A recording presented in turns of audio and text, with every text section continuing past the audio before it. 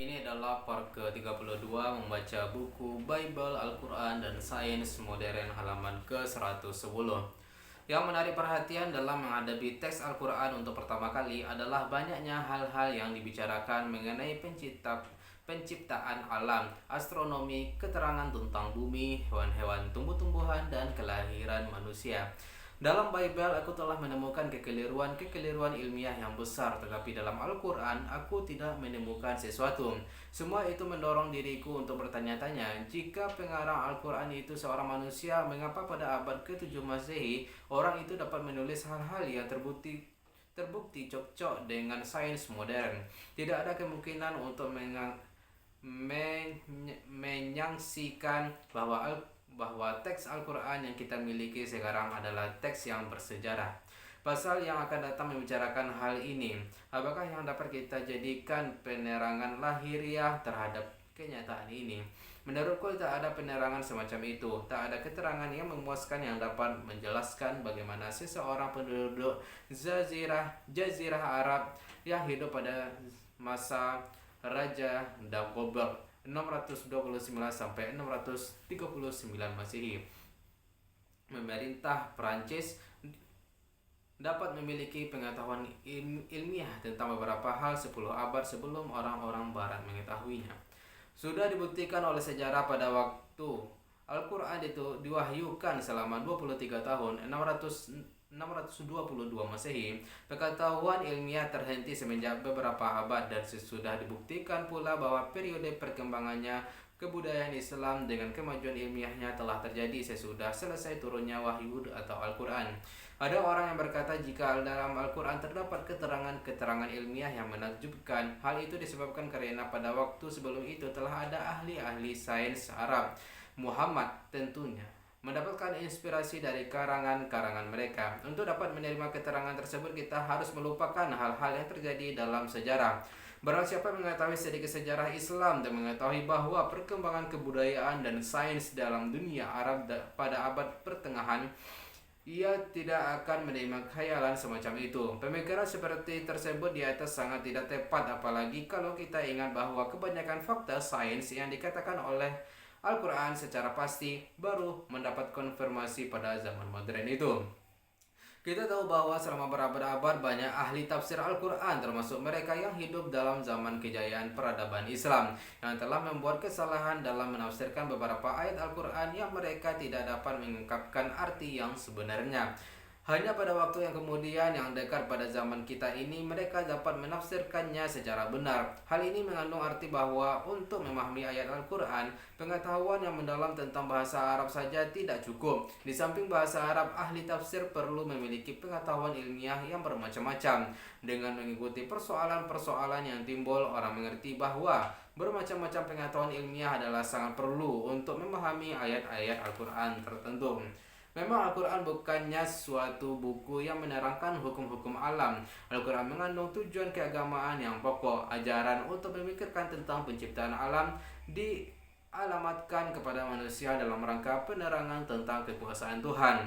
Ajakan tersebut disertai dengan menunjukkan fakta-fakta yang dapat dilihat oleh manusia dan aturan-aturan yang ditetapkan oleh Tuhan untuk mengatur alam, baik dalam bidang sains maupun dalam bidang masyarakat kemanusiaan. Sebagian dari fakta-fakta tersebut ada yang mudah dipahami, tetapi sebagian lainnya tidak dapat dipahami tanpa pengetahuan ilmiah. Ini berarti bahwa manusia pada berabad-abad dahulu hanya dapat mengetahui arti-arti yang nampak, dan hal itu dapat membawa mereka pada konklusi yang kurang benar karena kekurangan pengetahuan pada waktu itu. Pemilihan ayat-ayat Al-Quran untuk diselidiki segi ilmiahnya mungkin nampak kecil bagi pengarang-pengarang Islam yang telah menarik perhatian kepada fakta-fakta ilmiah sebelum aku.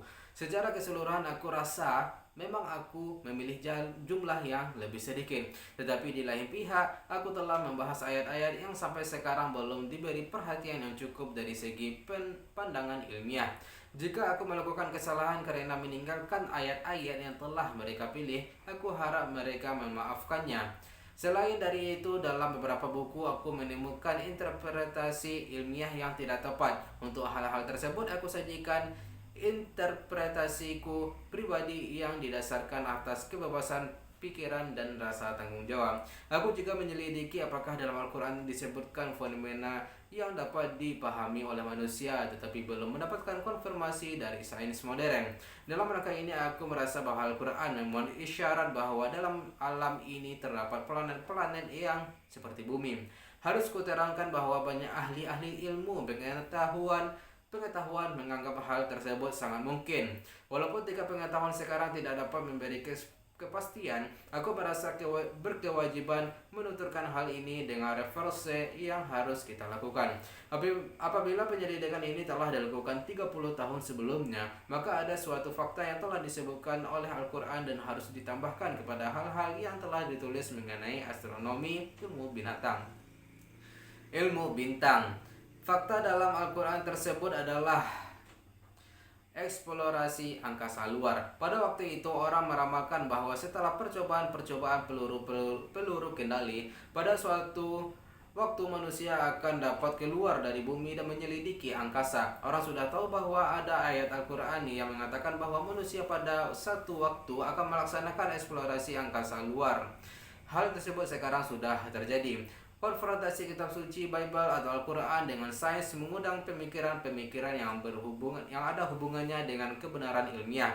Agar supaya konfrontasi itu mempunyai arti, maka argumentasi ilmiah yang menjadi dasar harus sudah ditetapkan secara pasti dan tidak dapat didiskusikan lagi. Mereka yang segan menerima campur tangan sains dalam menilai kitab suci mengingkari bahwa sains dapat memberi patokan untuk perbandingan. Bible akan menderita kerugian jika dikonfrontir dengan sains, tetapi Al-Quran tidak takut akan konfrontasi tersebut. Mereka mengatakan bahwa sains itu berubah menurut waktu, sehingga sesuatu hal mungkin dapat diterima pada suatu waktu, akan tetapi kemudian ditolak.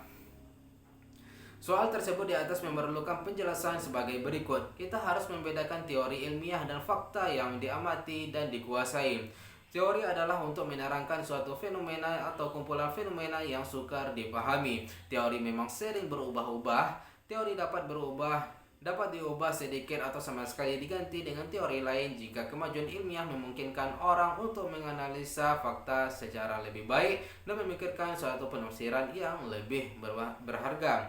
Sebaliknya, fakta yang diamati dan dibuktikan dengan eksperimen tidak dapat diubah. Orang dapat menjelaskan sifat-sifatnya dengan lebih terperinci, akan tetapi fakta itu tetap tidak berubah.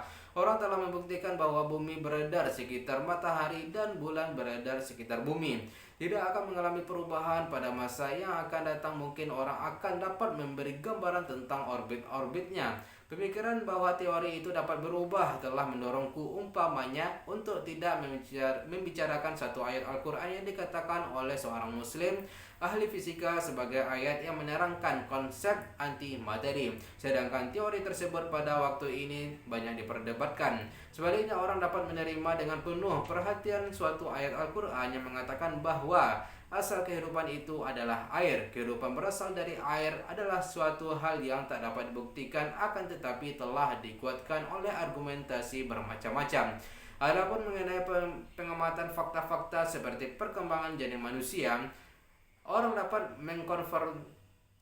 mengkonfrontasikan bermacam-macam tahap yang disebut oleh Al-Quran dengan penemuan-penemuan embriologi modern dan menemukan persesuaian yang mutlak antara ayat Al-Quran dengan sains.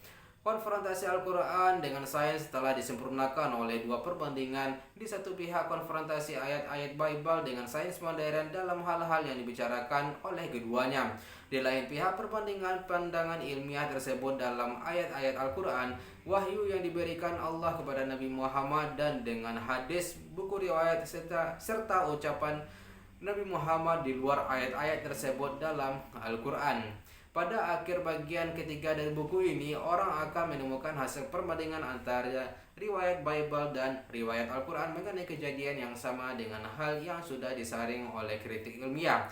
Sebagai contoh, kita telah mengadakan penyelidikan tentang penciptaan alam dan tentang banjir Nabi Nuh. Untuk kedua masalah itu telah kita buktikan bahwa riwayat Bible tidak sesuai dengan sains. Tetapi kita akan menemukan bahwa riwayat Al-Quran sesuai sepenuhnya dengan sains. Orang akan melihat perbedaan-perbedaan yang menjadikan riwayat Al-Quran dapat diterima di zaman modern, sedang riwayat Bible tidak dapat diterima.